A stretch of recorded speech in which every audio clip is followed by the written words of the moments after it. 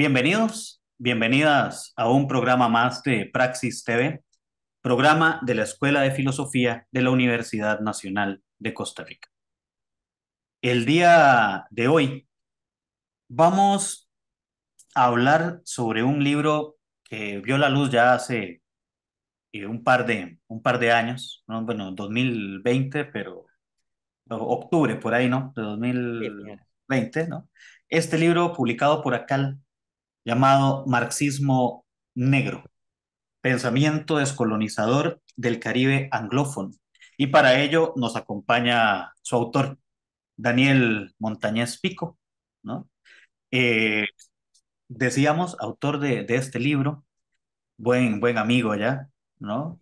Y, y bueno, historiador latinoamericanista, ¿no? Y bueno, con quien vamos a conversar el día de hoy. ¿Cómo estás, Daniel? Hola, muy buenas. Pues nada, encantado de saludaros. Ahora os saludo desde Madrid y un gusto participar en este espacio. Muchas gracias por la invitación. Muchas gracias a vos, Daniel, por acompañarnos, por aceptar la invitación para conversar sobre este libro. Y bueno, hace poquito coincidimos y podíamos conversar sobre él. Y quisiera que empecemos, ¿verdad? Hablando un poco sobre las motivaciones que hay detrás de él, o sea, por qué, ¿verdad? Me parece que tiene un prefacio muy bonito, muy personal el libro, donde nos cuentas muchas cosas. Entonces, quizás sí podemos empezar por ahí, empezar por qué estudiar este tema, ¿verdad? ¿Por qué el interés? ¿Por qué el Caribe? ¿Verdad? Y la importancia de ello al visibilizar una corriente de pensamiento que normalmente no tiene todos los focos. Vale, pues nada, Esteban, muchísimas gracias por empezar por aquí. A mí siempre me parece un punto fundamental y el que, bueno, suelo tratar de, siempre que me han invitado a presentar este libro, estos temas, tratar de posicionarlo, pero bueno, no siempre, ya sabes, a veces no hay el tiempo o pues como que las cuestiones personales a veces se dejan de lado, ¿no? Y yo creo que son importantes porque cuando una persona te explica desde dónde está situada y por qué estudia lo que estudió, te da mucha claridad acerca de la perspectiva con la que estudia eso. Y yo creo que eso es fundamental pues, para entender finalmente el producto que estamos compartiendo, ¿no? Que al final se trata de eso, de compartir conocimiento. Y bueno, en este caso creo que además es más necesario todavía, porque claro, al final, pues eso, estamos aquí conmigo, un académico blanco, español de Madrid, y dicen, ¿y por qué se ha metido a estudiar el pensamiento de los negros del Caribe, ¿no? Entonces, en los últimos tiempos ha habido además denuncias muy justas acerca de la expropiación, ¿no? Del conocimiento del sur, lo que Ramón Grossfogel, por ejemplo, llama extractivismo epistémico, ¿no? Este concepto de, bueno, como muchos académicos blancos del norte global han leído pensamiento periférico fantástico, maravilloso, que se ha hecho en América Latina, en Asia, en África, también en espacios periféricos dentro del norte global, y bueno, lo han reelaborado en otros términos, que con otras palabras, ¿no? Y lo han regurgitado académicamente y han hecho vida académica a través de eso, ¿no? Entonces, bueno, es importante pues, posicionar el tema, explicar un poco pues, cómo llega a esto y cómo yo lo enfoco para tratar de no caer en ese tipo de práctica que la verdad me parece terrible, porque además muchas veces lo que termina pasando es que incluso desradicalizan y despolitizan mucho este tipo de aportes. Pues mira, Esteban, todo esto, bueno, hay que hablar un poco de la vida de uno, ¿no? Para explicar cómo uno llega a los temas. Mi padre es uruguayo, entonces el tema de la diversidad cultural siempre fue algo que me fascinó mucho. Yo cuando era jovencito veníamos saliendo de una gran dictadura, larga dictadura en España, la dictadura franquista, y justo cuando salíamos de la dictadura, ¡pum!, es cuando empezaron todas las dictaduras del Cono Sur. Entonces España recibió bastante migración, exilio de la dictadura chilena, de la dictadura uruguaya, de la dictadura argentina, ¿no? Bueno, también México, otros países recibieron exilio, España fue uno de ellos. Así fue como llegó mi padre aquí a España. Y bueno, y además mi padre es judío, es decir, él venía ya de una familia que se había exiliado en Uruguay desde Polonia, yo tengo familia, vamos, antecesores de Polonia, de Ucrania, que vinieron escapando de la Segunda Guerra Mundial y bueno, llegaron a Uruguay. Y bueno, pues gente así muy de izquierdas, etcétera, que finalmente pues tuvo que exiliarse una segunda vez con la dictadura uruguaya. Y bueno, pues mi padre regaló por acá. Entonces, por mi casa siempre aparecía mucha gente de América Latina que te contaban cuestiones políticas y tal, y ese interés siempre lo tuve, ¿no? Entonces se me mezclaba ese interés por la diversidad cultural, por la potencia que había en otros lugares también para transformar el mundo con también el descubrimiento del racismo desde una edad muy temprana, ¿no? Fíjate que ahora en España hay mucha migración y este tema ya se está trabajando muchísimo más, pero en la época en la que yo era más jovencito, todavía no. España, bueno, esa dinámica más europea, ¿no? Francia, por ejemplo, ya tiene gente de tercera o cuarta generación, pues en España empezamos a tener ya una migración de segunda generación más asentada, pero es un proceso pues, que va más lento por nuestra propia historia y nuestra dictadura tan larga que frenó toda esa serie de procesos más típicos de Europa del Norte que ahora pues empiezan también a llegar aquí. Entonces no era una cuestión tan visible, ¿no? Entonces, pues aquí la gente que estudiaba cuestiones de izquierda, de marxismo, etcétera, el tema del racismo era como una cosa súper estructural ahí, que no era tan necesaria de estudiar desde un paradigma, desde la economía política, desde un estudio crítico de la economía política. Pero bueno, estaba en mi vida, es decir, a mi padre le llamaban sudaca por la calle, tenía, yo que sé, algún amigo gitano, etcétera, era algo que estaba en mi vida.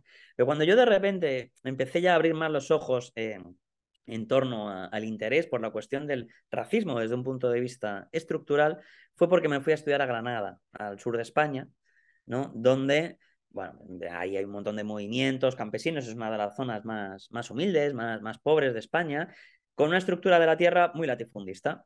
Entonces, allí estaba estudiando historia, fascinado por el pasado musulmán de España, de la península ibérica, etcétera, tantos siglos que estuvieron aquí los musulmanes. Y bueno, ahí entra entonces el estudio de la llamada Reconquista, ¿no? De cómo los cristianos fueron expulsando a los musulmanes del territorio para hacerse con su espacio vital. Entonces, ¿qué pasó en esta historia? A mí ya me llamaba mucho la atención cómo, especialmente ya en la zona de Andalucía, esa conquista del espacio implica la creación de latifundios y claro, cuando tú tienes un latifundio, necesitas gente que trabaje en el latifundio, ¿no? Porque si no, aquello, ¿cómo te vas a enriquecer de ello con la tierra muerta? ¿Y a quién pusieron a trabajar? A los moriscos, ¿no? A la población árabe obligada a convertirse al cristianismo. Estamos hablando de los siglos XIV-XV, ¿vale? Este proceso terminó el 2 de enero de 1492 con la toma de Granada y esa misma gente que tomó Granada llegó el 12 de octubre a, a las costas de Guanajaní con las expediciones de Cristóbal Colón, ¿no? Entonces, claro, por eso no nos tiene que extrañar que cuando llegan a América enseguida implantan modelos, pues la encomienda, que ya se había entrenado, es decir, la encomienda es una forma de trabajo semiesclavo que se pone con criterios ya raciales de organización del trabajo, ¿no? Entonces yo, a cambio de que te evangelice y te civilice en la nueva religión, en la auténtica religión, pues vas a trabajar para mí en este espacio, etcétera, ¿no? Eso ya se había hecho con los moriscos en Andalucía. Entonces yo ya venía, estaba estudiando en Granada estas cosas y yo ya por los profesores, por las cosas que estudiábamos. Ya el profesor Ramón Grosfoguel había ido por Granada a darnos alguna charla sobre el pensamiento decolonial y tal. Bueno, pues yo ya tenía estos intereses que me hicieron pues viajar a México y terminar haciendo mi carrera en América Latina. Me formé en la UNAM. Tuve 10 años viviendo allí, allí terminé la licenciatura, hice el máster, hice el doctorado, hice el postdoctorado, en fin, toda una vida de investigación, ¿no? Gracias al pueblo mexicano y sus luchas que han sostenido muy buenas becas y muy buenos programas de educación superior. Es decir, vamos, comparado con las universidades que tenemos aquí en España, en fin, nada que ver. Un nivel, una sensibilidad, un compromiso social del mundo universitario tremendo. Vamos, yo me siento orgulloso y honrado y verdaderamente agradecido de poder haber hecho mi carrera como profesional, intelectual, docente en América Latina. Hace poco tiempo que regresé. No, llevo año y medio que regresé aquí a mi tierra de origen, a Madrid, bueno, a seguir mi vida y a seguir trabajando por acá. Bueno, entonces te contaba Esteban, ya en México, eh, la UNAM nos daba la posibilidad de viajar, ¿no? Entonces yo estaba, bueno, pues estudiando estos temas, la conexión entre lo que había pasado en la península ibérica, con la discriminación a musulmanes, gitanos, judíos, con lo que se había hecho en la conquista, con los indígenas, cómo, pues la importancia, ¿no?, del racismo para la historia del capitalismo. Y en uno de esos viajes que nos financiaba la UNAM, que nos permitía viajar, acabé en Bolivia. Y en Bolivia tuve la oportunidad de relacionarme con el movimiento indianista, un movimiento, bueno, fundado por Fausto Reinaga, el famoso pensador aymara, radical, indianista, y bueno, pues continuado por otras figuras como Felipe Quispe, ¿no?, con quien tuve la oportunidad de conocer allí. Y me llamó muchísimo la atención la claridad que tenían en torno a la importancia del racismo para el funcionamiento del capitalismo y que por eso había que tener una visión más radical que los indigenistas, ¿no? Por eso ellos se llaman indianistas, para separarse de ese indigenismo más de Estado, más de control, más de la filosofía de la integración. Y al final, pues esta historia más folclórica, ¿no?, de convertir a indígena. Me interesa tu cultura, pero no tanto tu modo de producción, ¿no?, tu modo de vida, que es verdaderamente lo que molestaba al colonialismo y al capitalismo. Entonces los indianistas tenían muy claro esto, ¿no?, y muy claro que el racismo se podía analizar desde una perspectiva revolucionaria, marxista. Felipe Quispe nos decía, yo soy mitad indio, mitad marxista, ¿no?, para un poco esclarecer la cuestión. Y claro, yo estaba fascinado, pensando, a mí me habían formado pensando pues, que el marxismo era una cosa súper eurocéntrica, que bueno, que para aplicarla en la periferia no podía servir, porque Marx había tomado mucho en cuenta la historia europea y toda esta cosa, y empecé a descubrir pues unas corrientes marxistas en América Latina, desde el indigenismo, desde un montón de lugares, que nada que ver, ¿no? Y que habían, de hecho, aplicado ese método marxista de una manera, yo creo, más clara y más lúcida, ¿no? Esa cuestión dialéctica de decir, bueno, está la teoría general y luego hay que hacer dialéctica y análisis con lo concreto, ¿no? Entonces, partir, pues aquí teníamos una gran población indígena que trabajaba, división racial del trabajo y estas cosas son relevantes. Y bueno, ya con esto voy a terminar, porque toda esta historia, ¿cómo desemboca entonces en el pensamiento negro? Pues desemboca con que Felipe Quispe me dijo, pues mira, yo todas estas cosas realmente, yo y Fausto Reinaga y toda nuestra tradición, nosotros lo hemos bebido del pensamiento negro.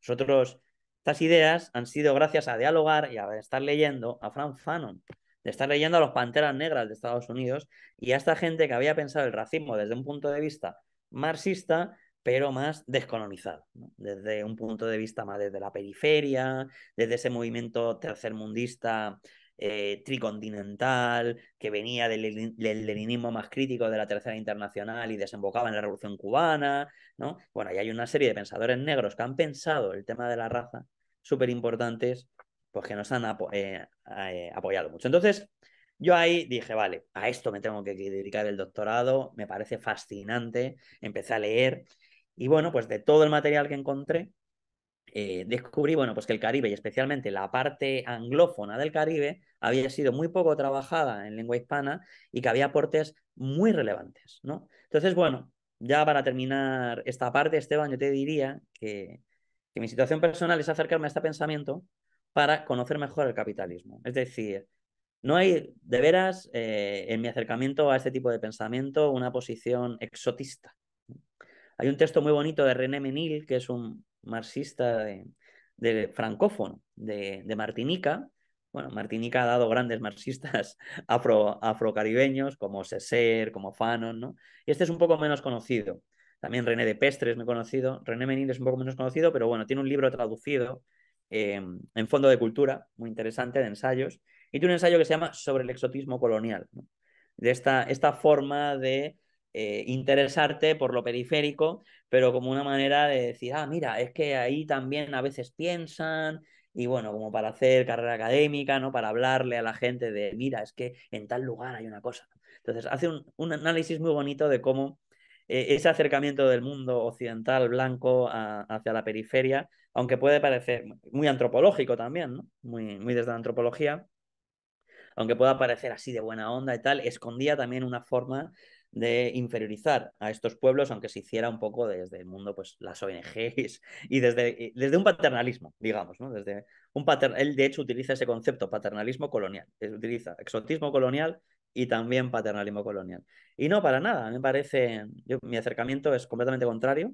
Les considero grandes marxistas, evidentemente no occidentales, otro tipo de acercamiento, desde otro tipo de historia, desde otro tipo de realidad, otro tipo de fundamentos materiales de opresión, etcétera, pero grandes aplicadores de la gran teoría marxista en contextos concretos y que luego, y aquí ya viene lo último y lo interesante, desde esos contextos concretos que no son los europeos, nos dan muchas luces de cómo funciona el sistema a nivel global.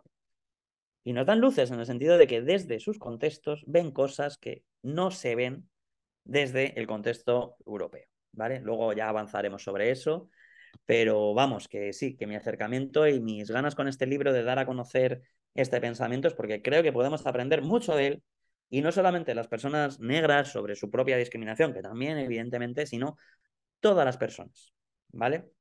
Yo no sé si puedo acabar leyendo una cita con la que abro el libro, que yo creo que resume esto Claro, maravillosamente, ¿vale? Es una cita de Césaire, ¿no?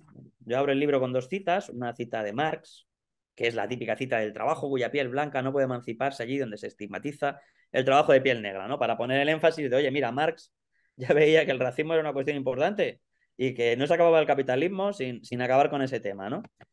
Pero la otra cita es de Césaire y es una parte de su carta a Maurice Thorez, que era el líder del Partido Comunista Francés. Entonces, Césaire está renegando del Partido Comunista Francés y tiene una reflexión muy interesante sobre esto de la universalidad, ¿vale? De cómo no solamente lo europeo y lo que sale de Occidente es universal, sino de que desde cualquier particular podemos pensar esa universalidad y ese sistema que nos engloba a todos, y más en un mundo globalizado, ¿no?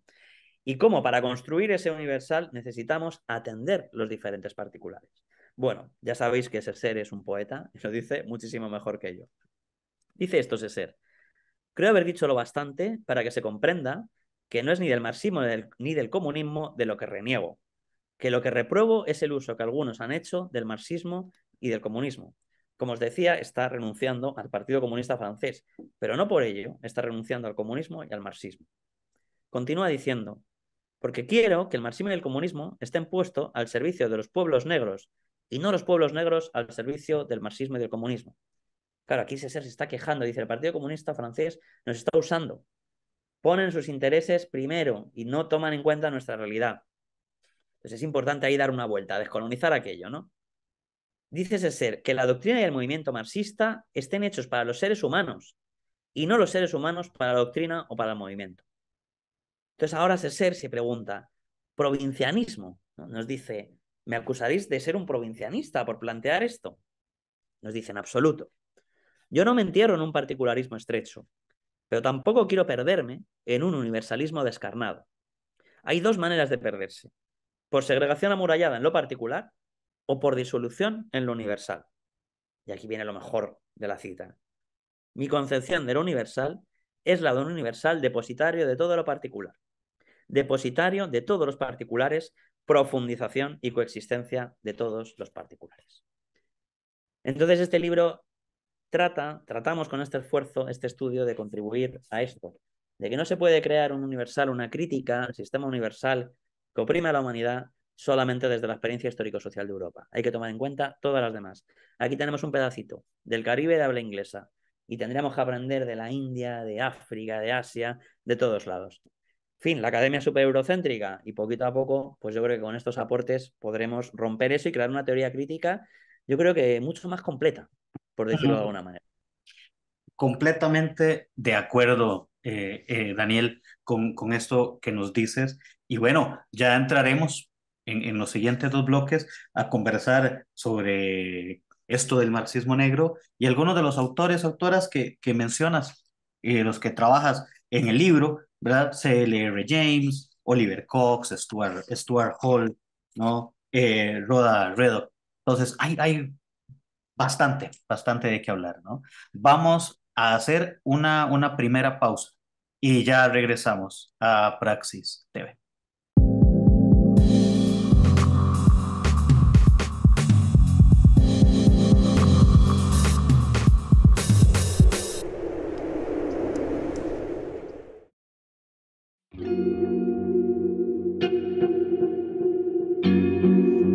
¿Te has preguntado alguna vez qué es la filosofía? Bueno, la filosofía es la búsqueda del conocimiento de todas las cosas, del mundo, de la naturaleza, del ser humano. Es ir en búsqueda de la verdad. La filosofía se compone de distintas áreas que de manera crítica intentan analizar las relaciones entre los seres humanos, las relaciones con otras criaturas la forma como conocemos y cómo razonamos sobre el mundo. Epistemología es una de las áreas de la filosofía que se encarga de la justificación de las creencias y de cómo conocemos el mundo, siendo una de las áreas fundamentales en el desarrollo de conocimiento y en la aplicación práctica que puede derivarse en las ciencias. Epistemología, siendo un área fundamental de la filosofía, permite razonar sobre el mundo por medio de la lógica y de ahí derivar posteriormente una filosofía práctica como la ética.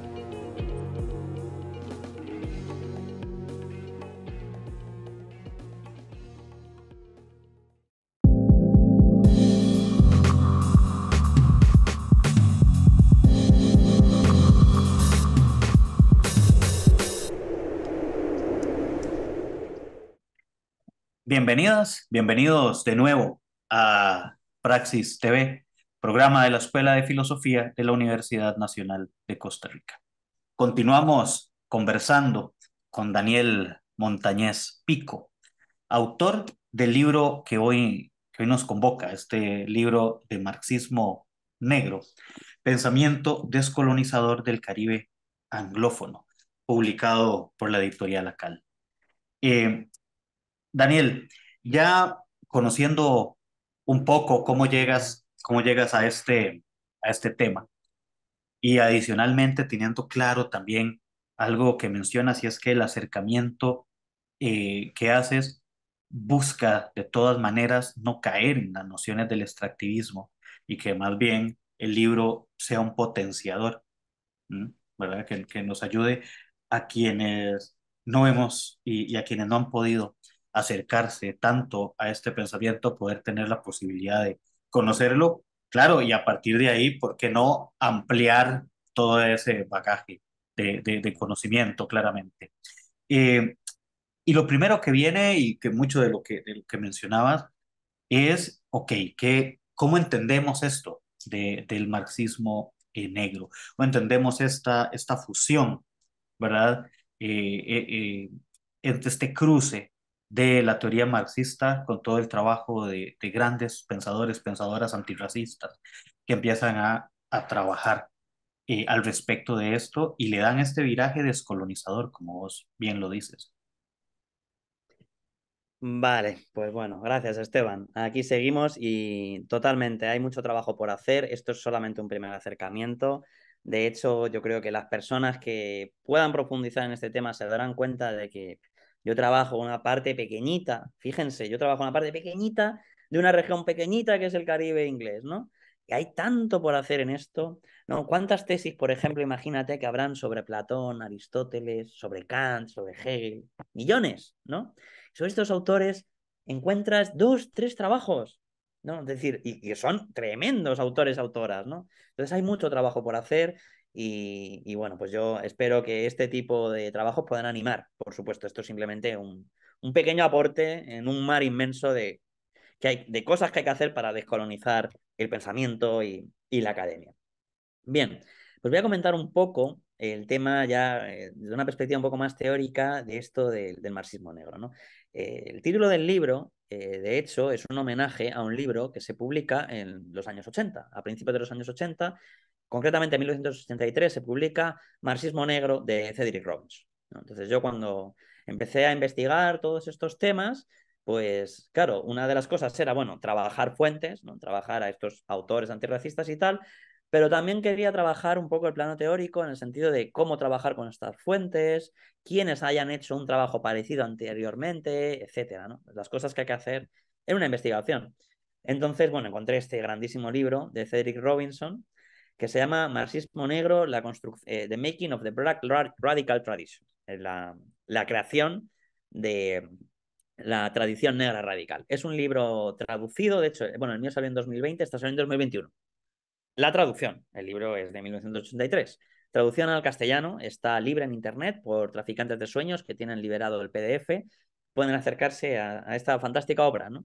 En la que Cedric Robinson, bueno, dice, es que, claro, el marxismo occidental se quedó muy corto porque la experiencia histórico-social de Europa, pues hay muchas cosas del capitalismo que funcionan ahí que tú no ves, ¿no? Desde desde esa experiencia histórico-social, pues eso, más centrada en lo que nos cuenta las obras de Marx, ¿no? Para quien las conozca, pues bueno, ese estudio especialmente de Inglaterra, de las transformaciones que empieza a haber en el campo, en la revolución industrial, todas estas cosas que terminan haciendo que la relación capital-salario predomine frente a la relación de servidumbre, y luego, bueno, todo eso como termina llegando a la ideología con el liberalismo, pensamiento ilustrado, y bueno, pues el nacimiento de lo que conocemos como la contemporánea, ¿no?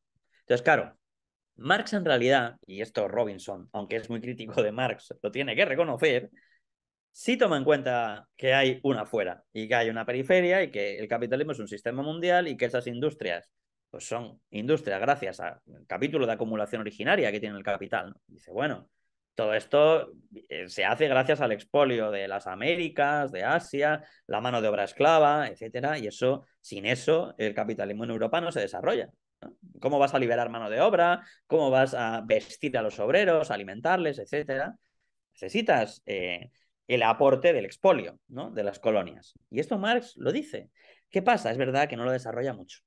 Bueno, pues está más enfocado en tratar de movilizar al proletariado europeo y entonces pues sus ejemplos, etcétera, son más dirigidos a eso. Al final de su vida es algo que se está recuperando ahora mucho, ¿no? Por la gente que estudia Marx desde un punto de vista decolonial. Bueno, pues están todas las cartas de Marx con los rusos, los estudios de Marx sobre el mundo colonial, donde empieza ya a profundizar estas cosas y decir, oye, esto es más importante de lo que quizá yo pensaba. Esto es central para el capitalismo. Y empieza también a hablar de racismo, etcétera. Esa cita con la que yo abro, hablando sobre el mundo, el mundo de la importancia de liberar a los esclavos negros, es porque, claro, él vivió muy de cerca la guerra de secesión americana y escribió muchos artículos sobre eso y entendió la importancia que tenía toda esa cuestión para el desarrollo del capitalismo, etcétera, ¿no? El racismo. Pero es verdad que no lo profundiza y no hace un estudio específico y muy concreto de esa cuestión. Para eso, pues, tenemos que leer estos autores negros, ¿no? Tenemos que leer también parte del pensamiento de Lenin y de otros autores, ¿no? Ya más del mundo de la periferia. Entonces, bueno, Cedric Robinson lo que hace es decir, marxismo negro, claro, es decir, si el marxismo es como llamamos a la tradición radical occidental, pues bueno, le tendremos que poner un apellido para referirnos a aquellos pensadores que piensan desde esas ideas, pero desde la experiencia histórico-social de la población negra, que es muy distinta, ¿no? Que ha vivido la experiencia de la esclavitud, que vive la experiencia del racismo institucional, estructural, etcétera, y bueno, y que aportan a los procesos de acumulación de capital de otra forma que el proletariado europeo de los países centrales, ¿no? Entonces, bueno, Cedric Robinson hace reflexiones muy interesantes en ese sentido, hace una reflexión histórica, ¿no? De la importancia del colonialismo para el capitalismo, sustentando sus ideas en todos estos autores, en toda esta, lo que él llama la tradición radical negra, ¿no? Estos intelectuales, activistas, de los que hablaremos en el siguiente bloque, ¿no? Que bueno, que además de ser grandes intelectuales, también están en movimientos políticos antirracistas, anticoloniales, tal. Fantásticas figuras. Y él dice, desde los aportes de estos autores, de estas autoras, podemos reconstruir una historia del capitalismo más completa, ¿no? Y más crítica que la que solamente se reconstruye desde esa historia de los obreros en Europa, ahí solitos, como si su vida no estuviera desconectada de todo lo que pasa en el mundo. Vale, bueno, pues esto me animó y bueno, en homenaje a Cedric Robinson le ponemos este título. Entonces, bueno, en el marxismo negro, ¿qué es fundamental? Pues la cuestión racial, ¿no? La cuestión racial. ¿Qué pasa? ¿Esto se ve desde la experiencia del proletariado europeo? Pues muy poquito. ¿Verdad que Marx hace algunos comentarios sobre la relación como de medio racismo que hay con los irlandeses dentro de Europa, ¿no? Digamos, pero claro, esa otredad que te da el mundo colonial ¡pua! Es tremenda, ¿no? Ese expolio que hay en América, en Asia, en África, es brutal y de una consistencia y de una escala muchísimo mayor. Entonces, es desde ese punto de vista, ¿no? En vez de situarnos desde el obrero europeo, cuando nos situamos desde el esclavo del Caribe, desde el indígena que está en las minas del Perú, donde podemos ver la cuestión racial de una manera mucho más clave, ¿no? En cómo funciona para, bueno, movilizar esos ciclos de acumulación de capital. Entonces, claro, cuando empezaron a plantear estos problemas, este tipo de autores, se generaba un problema en las propias organizaciones marxistas, que eran de tendencia más eurocéntrica, y decían, no, eso es superestructura, ideología.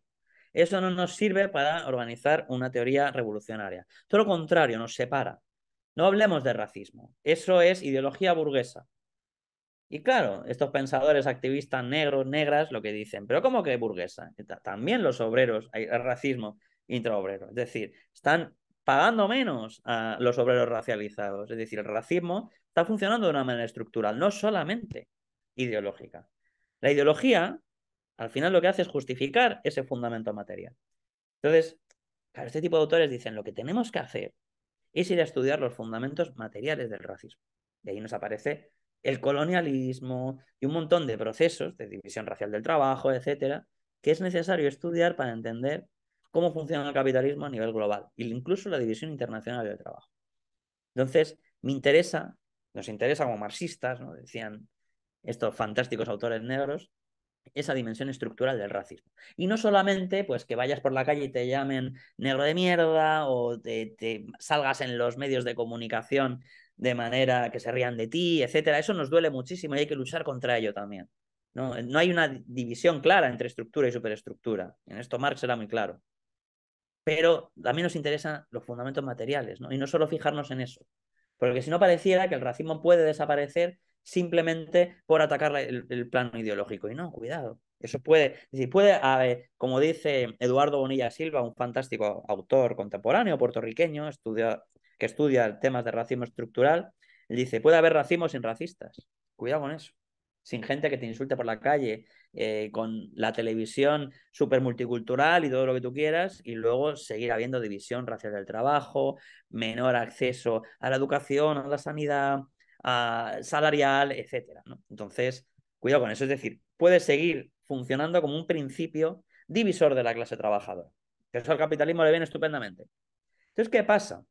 Estos autores negros te dicen, claro, esto es complicado trabajarlo, porque esto es poner al obrero blanco en la situación de sí, tú eres un explotado, pero que sepas que aún explotado, tú te beneficias de la superexplotación que están sufriendo en el sur global la población racializada. Y no solo en el sur global, que también luego hay un sur global dentro del norte global. Por ejemplo, la población afroamericana de Estados Unidos. Entonces, ¿cuándo empezaron a manejar estos temas? Bueno, pues cuando se lanza al mundo la Revolución Rusa y la Tercera Internacional, empiezan a acercarse mucha gente de estos contextos, con estas historias, al movimiento comunista, marxista, etcétera, y a plantear estos problemas, ¿no? Por ejemplo, Mariátegui está en este mundo, en los años 20, pensando esta cuestión desde el Perú y dice, oye, aquí lo indígena es fundamental. Y Mariátegui no es indígena, pero su alrededor está lleno de indígenas, ¿no? Y evidentemente es una cuestión que la atraviesa y que está en el Perú completamente, y él piensa el marxismo desde ahí. Qué fantástica la obra de Mariátegui, ¿no? La obra también de Fausto Reinaga en el Perú, en fin, muchas obras.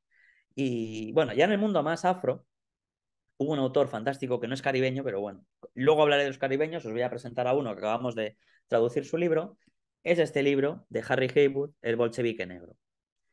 Autor afroamericano, participó en la Primera Guerra Mundial, estuvo de brigadista internacional en la Guerra Civil Española, estuvo en la Segunda Guerra Mundial, y en los años 20 se fue a debatir con Lenin sobre estas cuestiones y le dijo, oye, Lenin, nosotros los negros de Estados Unidos somos una nación oprimida.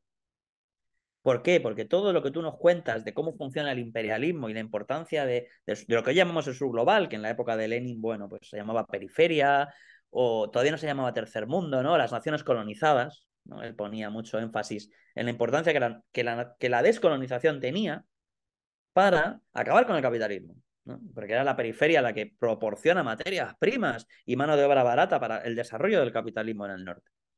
Y dice, nosotros también hacemos eso, pero dentro de un país central. Y Lenin le dijo a Harry Haywood, tienes toda la razón. Entonces incluyeron la cuestión negra dentro del movimiento comunista, ¿no? Este libro, Bolchevique Negro, es su autobiografía, la acabamos de traducir. Es un libro que ya tiene tiempo. Se lo recomiendo, Editorial Bellaterra. Maravilloso libro. Este autor fue el autor que acuñó el concepto de colonialismo interno, ¿no? Para definir la situación de los afroamericanos en Estados Unidos, que es un concepto que luego popularizó muchos años más tarde Pablo González Casanova, que por cierto en paz descanse, que falleció hace poco, fantástico sociólogo crítico mexicano. Y bueno, Rodolfo Stavenhagen también en México y muchos autores. Me imagino que será un concepto que conocerán. Se trabaja mucho para hablar de la situación de la población indígena en América Latina, ¿no? Ese concepto viene de la tradición negra radical, años 20, y en este libro Viene toda la historia de cómo se creó el concepto, cómo se debatió, etcétera. Muy interesante, muy, muy útil. También ahora en Europa lo estamos utilizando para analizar la situación de la población migrante racializada, ¿no? Que es súper explotada y que, bueno, tienen condiciones de vida terribles aquí, en el primer mundo, ¿eh? Vamos, que nada tienen que condiciones de vida de nivel, vamos, de países, de los peores países que puedan imaginarse de África, de América Latina, de Asia, etcétera, ¿no? Entonces, también estamos trabajando con esta concepción. Bien, entonces se unieron a este movimiento y claro, hubo una gran, desde el máximo occidental, pues un gran reparo, ¿no? Un gran reparo en decir, no, estas ideas nos van a dividir, etcétera, y estos decían, no, no nos van a dividir, todo lo contrario, nos van a unir. Entender que el racismo estructuralmente nos desune, ¿vale? Y entonces que hay que luchar contra ello y que para ser, digamos, como buenos marxistas tenemos que entender esto, cómo se organiza desde dentro y bueno, cómo tomarlo en cuenta. Entonces, esto es un aporte central de lo que llamamos marxismos negros, tomando la metáfora con Cedric Robinson, con la obra de Cedric Robinson, y que no lo van a encontrar en ningún marxista occidental, porque no forma parte de su experiencia histórico-social. Es cierto que, pues, por ejemplo, podemos acercarnos a Bolívar, ¿no? A Etienne Bolívar, a Wallerstein, ciertos autores que han conocido a estos autores y que en su obra, bueno, mencionan algunos elementos, pero no hay para nada un análisis profundo de la cuestión como lo que estamos mostrando aquí en Bolchevique Negro de Harry Haywood y de otros autores que hablaremos en el siguiente bloque, ¿no? Entonces, yo creo que este es el gran aporte y, bueno, el gran aprendizaje que nos aportan a la teoría crítica universal, ¿vale? Que no solamente hacen pensamiento universal en Europa, también nos aportan pensamiento universal estos autores desde las periferias y de gran valor. Claro, claro, claro, Daniel, y bueno, qué importante todo esto que nos mencionas y bueno, una importancia relevante, ¿no? Acercarse a esto. Y esto que nos mencionas, ¿no? La posibilidad o la potencialidad que tiene de universalizarse esto, ¿no? O sea, hay un aporte importante y claro, esa lectura de la historia desde un único punto de vista, eh, flaco favor nos ha hecho, ¿no? ¿Mm?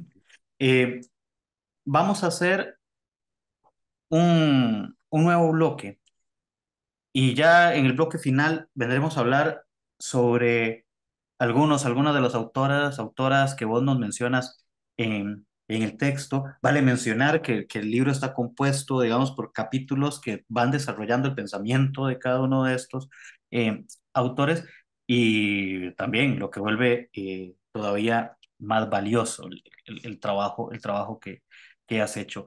Ya regresamos a Praxis TV.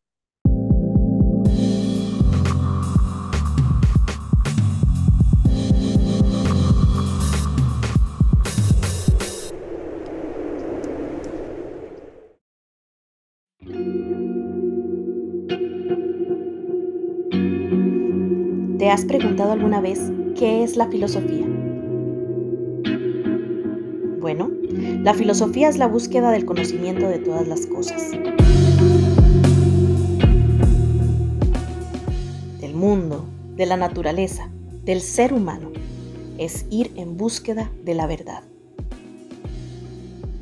La filosofía se compone de distintas áreas que de manera crítica intentan analizar las relaciones entre los seres humanos, las relaciones con otras criaturas, la forma como conocemos y cómo razonamos sobre el mundo. Si algo puedo asegurar es que en filosofía se sale con más dudas que respuestas, ya que lo impulsa a uno a investigar a fondo las cosas y a no quedarse con las apariencias de ellas. En lo personal, me ha permitido ir desarrollando un pensamiento cada vez más crítico y me ha ayudado a desarrollar una perspectiva propia de las cosas, una que no dependa de ideologías. Por lo general, las cosas no son como parecen y por esta razón es que sospechamos de ellas. Por estas y otras razones, consideramos la filosofía una gran elección y es por esto que le invitamos a que la tomen como una opción. Ingresé a filosofía porque quería comprender el mundo y en ella he encontrado mucho más que esto. Realmente ha sido una gran experiencia.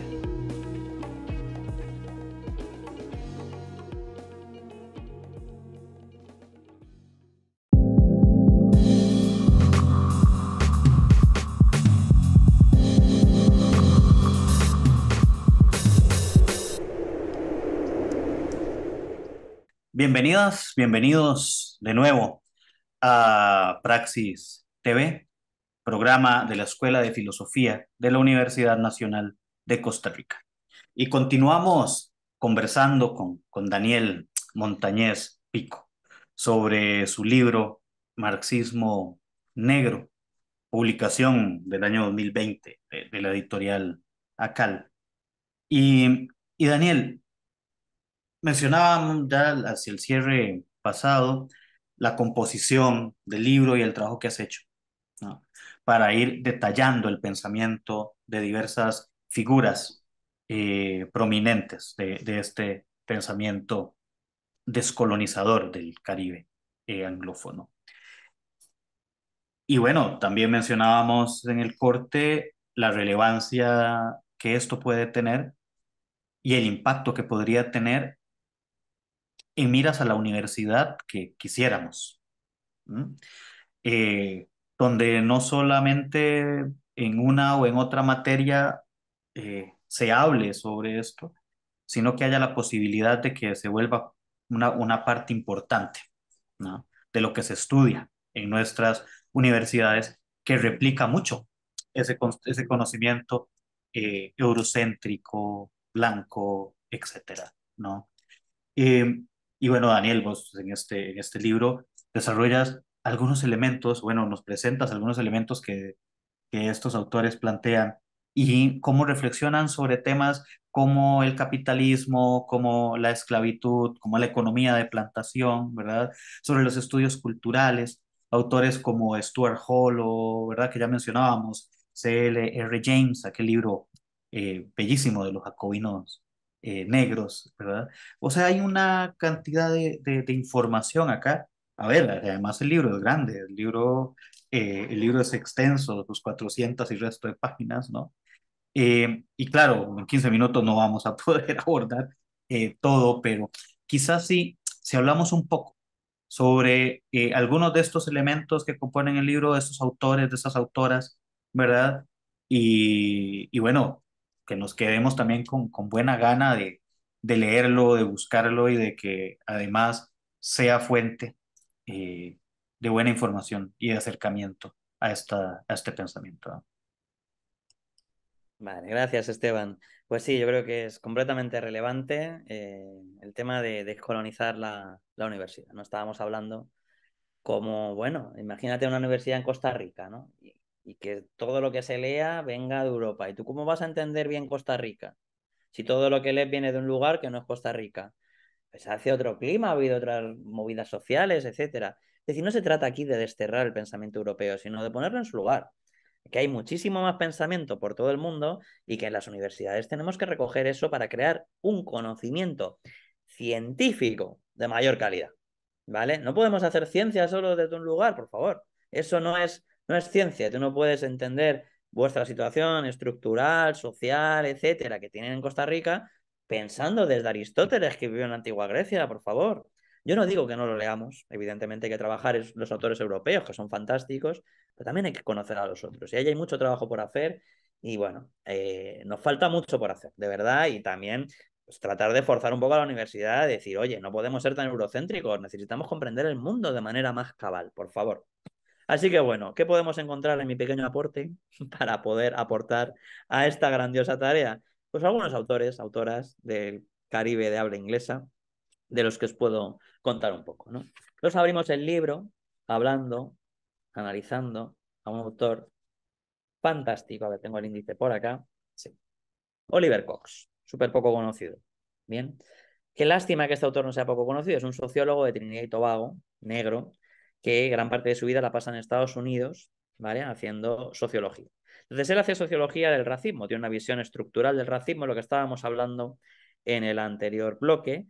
Y ya llega un momento en el que dice, yo necesito historia, necesito historizar esto, ¿no? Es decir, entiendo esta dimensión estructural, esta visión materialista, marxista de la cuestión racial, pero tengo que historizar cómo es que sucedió todo esto. Y empieza a hacer una historia del capitalismo, poniendo énfasis en la cuestión racial, ¿no? Hace 4 libros de historia del capitalismo, 4 volúmenes de historia del capitalismo, y haciendo esa historia es cuando acuña la idea de que el capitalismo y usa estas palabras es un sistema mundial. De hecho, su último libro se llama así, El capitalismo como sistema mundial. ¿De qué nos suena esta teoría? ¿De qué nos suena? Bueno, hay un sociólogo muy famoso, fallecido hace poquito, en Estados Unidos, Immanuel Wallerstein, ¿no? Muy leído en las academias a nivel mundial críticos, que tiene la teoría del sistema mundo, con otros autores como Arrighi, André Gunder Frank, Samir Amin, etc. Bueno, pues esta teoría, lo reconocen todos, nació de un teórico del Caribe negro, que se llama Oliver Cox, que estamos trabajando aquí. La teoría del capitalismo como sistema mundial, como un sistema donde el racismo es una pieza fundamental. Y claro, es normal que aparezca en un negro caribeño esta idea. Es decir, tú ves el capitalismo desde el Caribe y desde dónde vas a ver más la mundialización, ¿no? Traemos trabajadores de África, traemos trabajadores de India, de Polinesia inclusive, a trabajar en las plantaciones del Caribe que producen la materia prima que desarrolla las industrias de Europa. Pues entonces un caribeño ahí ve todo pasar por allá. En el Caribe funcionan 5 colonialismos simultáneamente. Te pasas de una isla a otra y es de otro país, ¿no? Portugal está metido España, está metido Inglaterra, luego se mete Estados Unidos, se meten los daneses, hasta los daneses. Dinamarca tiene colonias en el Caribe. Holanda, evidentemente, Francia, en fin. ¿Qué lugar más potente para mirar esta dimensión mundial del capitalismo, ¿no? Bueno, pues un fantástico sociólogo, lamentablemente poco conocido, que alumbró una de las teorías críticas hoy más utilizadas. ¿Y cuánta gente habla de capitalismo como sistema mundo? Citando a Wallerstein, un sociólogo, bueno, blanco estadounidense, fantástico, por cierto, que él mismo reconocía de dónde venía su teoría. Tiene artículos sobre Oliver Cox, reconociéndole como padre, así, utiliza esas palabras, padre fundador de la teoría del sistema mundo. ¿Y cuánta poca gente le lee? Sin embargo, ¿no? En fin. Bueno, pues ese es uno del autor que rescatamos, muy recomendable, tiene un grandísimo libro que se llama Raza, Casta y Clase, muy recomendable para ver estos temas. Luego saltamos a George Padmore, también un autor poco conocido, se le considera en África el padre de las independencias africanas y también era un negro de Trinidad y Tobago. Y bueno, pues un gran panafricanista, socialista, que dentro del panafricanismo luchó por la línea socialista y cuando estaba en Inglaterra, bueno, trabajando con un montón de movimientos descolonizadores africanos en los años 30, en la época de entreguerras, él fue uno de los grandes críticos de, bueno, a ver, ahora los europeos, todo el mundo fascinado de aquí, quejándose de que Hitler está masacrando a gente, que si el holocausto, que si no sé qué. Dice, eso lleva pasando en los países de donde nosotros venimos desde hace 300, 400 años, ¿no? ¿Qué ha sido si no la esclavitud atlántica? Y ahora nos fascinamos porque Hitler haga eso. ¿Por qué? Es decir, él tenía textos donde dice, Hitler trata a los judíos como los países occidentales, democráticos, liberales, tratan a los negros en las colonias, desde hace un montón de tiempo. Entonces, ¿de qué os sorprendéis? Por favor, si esto lo llevan haciendo los europeos un montón de tiempo. Ah, a lo mejor lo que sorprende es que lo está haciendo dentro de Europa y con población blanca. Dice, entonces eso es lo que os sorprende, ¿no? ¿Veis cómo el racismo es una cuestión estructural? Pues esto lo dice George Padmore. Es más famoso conocer a Messe Ser, que hace esta crítica, ¿no? Sí, En su discurso sobre el discurso sobre el colonialismo, colonialismo, claro. en los años 50, que lo dice de manera preciosa. Bueno, pues ya George Padmore y otros marxistas ya hablaban de esto. Los marxistas negros hablaban de esto en los años 20, en los años 30. Con el surgimiento, cuando mismamente estaba surgiendo el fascismo, ya lo estaban viendo, ya estaban viendo esa contradicción, ¿no? Bueno, autor fantástico. Luego, C.L.R. James, es un, vamos, yo es que este está a la altura de Platón, ¿no? Un tipo que vive 90 y pico años, con una obra inmensa, ¿no? Que toca todos los palos, se le considera el gran precursor de los estudios culturales británicos, ¿no? Fantástico autor que, bueno, tiene esa historia, él dice, para entender bien la historia de dónde viene nuestro movimiento radical y nuestro marxismo desde nuestra historia caribeña, hay que ver la revolución haitiana, ¿no? Esa revolución dentro de una revolución. Está la revolución francesa, no le dan los derechos a los negros de las colonias y estos dicen, pero a ver qué pasa. Toussaint Louverture dice, ¿cómo? Que libertad, igualdad y fraternidad y solo para los blancos. ¿Y nosotros qué? ¿No? Napoleón ahí intentando domar a los negros, seguir teniendo trabajo esclavo para que llegue a la República Francesa de todos libres e iguales, ¿no? Los frutos de ese expolio y de ese extractivismo y de esa esclavitud. Pues eso es una contradicción y los haitianos se levantan y vencen, ¿no? Y vencen. Tremenda revolución y ese libro que tiene C.L.R. James de los jacobinos negros es precioso. ¿Por qué jacobinos negros, por cierto? Porque reconoce, como también reconocían los líderes de la revolución haitiana, que los únicos dentro de la Revolución Francesa que reconocieron el derecho de ser iguales a la población negra fueron los jacobinos, ¿vale? Que tuvieron los más radicales dentro de la Revolución Francesa. Todos los demás grupos no lo concedieron. Entonces, claro, dentro de la Revolución Francesa los negros fueron libres e iguales durante el año y pico que duró el gobierno jacobino de Robespierre, poco más, ¿no? Entonces, bueno, también ese homenaje a los jacobinos, ¿no? Vemos como aquí no es la típica acusación de, no, es que estos son racistas de blancos, no, no, para nada. Cuando hay que reconocer que los blancos han hecho algo bien, también lo reconocemos, ¿cómo no? Porque es la lucha de todos y todas contra el capitalismo, aunque sea una lucha diferenciada y haya que organizarse de manera distinta según donde estemos, las opresiones que vivamos, ¿no? Pero es una lucha común, universal, ¿no? Y estos autores lo tienen clarísimo, clarísimo. Luego trabajamos Eric Williams, que es un gran historiador, también de Trinidad y Tobago, conocido por ser el primer presidente de Trinidad y Tobago, consiguió la independencia. Es un autor curioso porque políticamente fue un nacionalista liberal, popular, lo que podríamos llamar hoy un socialdemócrata, algo así. No fue muy radical contra el capitalismo en su política, pero en sus análisis históricos sí fue muy marxista. Y tiene un gran estudio que se llama Capitalismo y Esclavitud, donde te dice la importancia de la esclavitud para poder desarrollar las industrias de Inglaterra. Y también te plantea una cosa muy interesante, que es como cuando se abolió la esclavitud, fue una cuestión más, no tanto de que de repente los europeos se hicieron conscientes de que habían maltratado a la gente, sino de que llegado cierto momento de acumulación de capital, ya no era necesaria el modo de trabajo de esclavitud y podíamos usar en el Caribe modos de trabajo libre que iban a ser incluso más beneficiosos para la acumulación de capital que la propia esclavitud.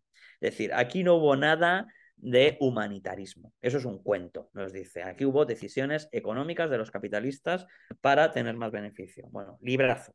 Por cierto, tanto jacobinos negros como Capitalismo y Esclavitud de Eric Williams traducidos al castellano, ¿no? De lo poco que tenemos de esta tradición radical negra traducido a castellano, muy recomendable. Léanlo, que es libros maravillosos que les van a cambiar la vida, de verdad.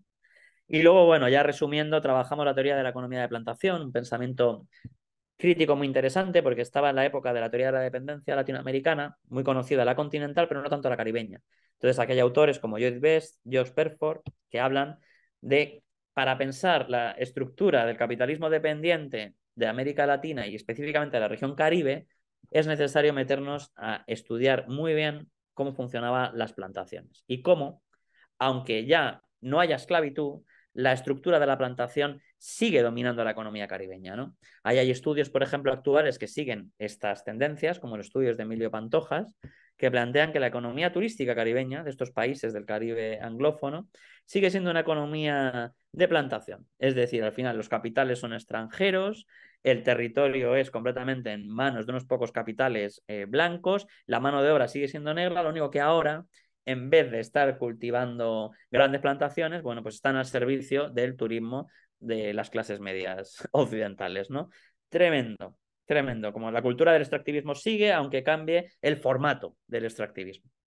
Vale, luego estudiamos a Walter Rodney, famosísimo autor panafricanista ya más de años 70, tal, que bueno, que fue a África, estuvo con Julius Nyerere en las revoluciones africanas y tiene un libro muy famoso que es de cómo Europa subdesarrolló África. Entonces, esta visión también de cómo la esclavitud no solamente cambió y transformó el Caribe, sino la propia África, de donde habían extraído a la población. Fantástico, fantástico libro y fantástico autor que lamentablemente fue asesinado por su activismo político en Guyana. Él era guyanés, de la Guyana inglesa, ¿no? Y bueno, pues que no lo quitó, pero bueno, un gran activista del movimiento del Black Power en el Caribe, ¿no? Luego, evidentemente, trabajamos a Stuart Hall, mucho más conocido. Este sí tiene traducido al castellano todos sus textos. Y sobre todo trabajamos al primer Stuart Hall, que se enfoca más en ver cómo el racismo es un principio articulador de la economía política y él también lo trabaja, además, muy interesante, con los migrantes caribeños en Inglaterra, que es donde él está trabajando, bueno, en la línea de los estudios culturales, ¿no? Interesante, interesante autor. Y por último terminamos, cómo no, con el feminismo. Con Rhoda Reddock, una maravillosa marxista feminista, muy en la línea de los estudios de Angela Davis, pero más situada en el Caribe, de decir, bueno, vale, muy bien todo esto del racismo, pero ¿qué pasa con las mujeres negras? Nosotras vivimos el racismo, pero también vivimos el patriarcado. Entonces empiezan a hablar de toda esta cuestión de cómo se imbrica, cómo se relaciona la división racial del trabajo con la división sexual del trabajo, lo que hoy se llama más interseccionalidad y este tipo de conceptos que en esa época todavía no no lo utilizaban, ¿no? Pero bueno, este aporte final yo creo que es fundamental, ¿no? También en la parte de las compañeras feministas para entender también su situación y cómo también esa reivindicación de, oye, a nosotras no nos sirve tanto esos análisis de las marxistas feministas europeas, que piensan, pues como Silvio Federici, de la cosa de las brujas medievales en Europa, de las amas de casa y tal. No, nosotros fuimos esclavas. Y luego nunca abandonamos el trabajo productivo. Y también el reproductivo, es decir, mientras trabajábamos en la plantación teníamos al niño en la espalda. Eso de ser amas de casa es un privilegio típico de la explotación de las mujeres en Europa. Aquí no ha sucedido eso, ¿no? Nosotras, todo lo contrario, trabajamos para las mujeres blancas. Evidentemente ellas también están explotadas y hay un problema de patriarcado ahí. Pero al articularse ambas cosas, ¿no? en nuestro trabajo, en nuestra organización del capital, en nuestra región, y nosotras como mujeres negras, no podemos pensar nuestra estrategia revolucionaria igual que vosotras, ¿no?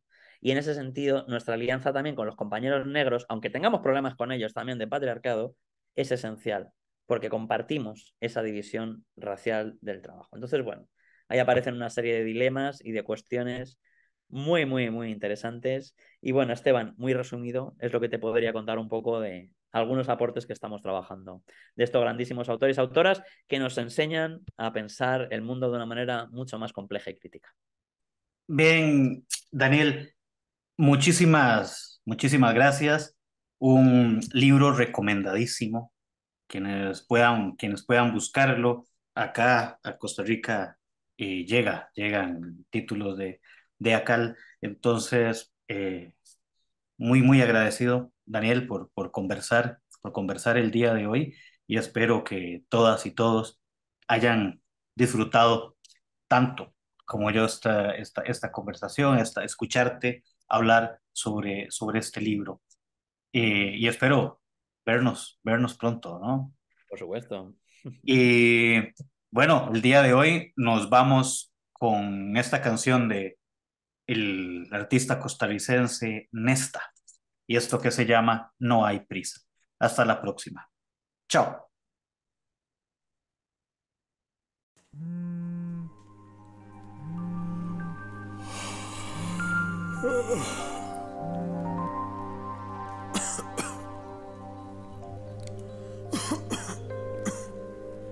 Diablo, loco.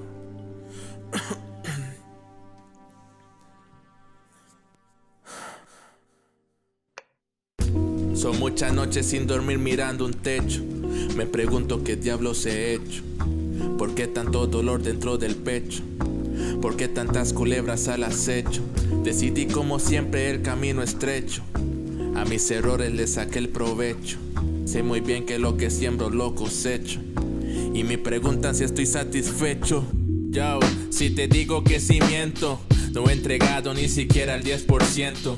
Escavo el alma para dejar mi cimiento lleno de hojas que te dicen todo lo que siento. Se fueron muchos que quisieron todas estas alegrías, más de lo que quiso Néstor. Me levantó por ellos sin importar el resto, que quisieron mi carne encerrada en una jaula con cemento.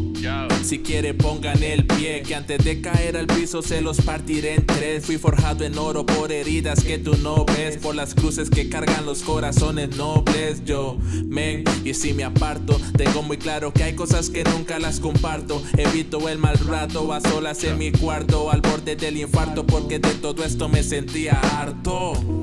¿Cuál es la prisa? El tiempo va volando sin necesidad de visa.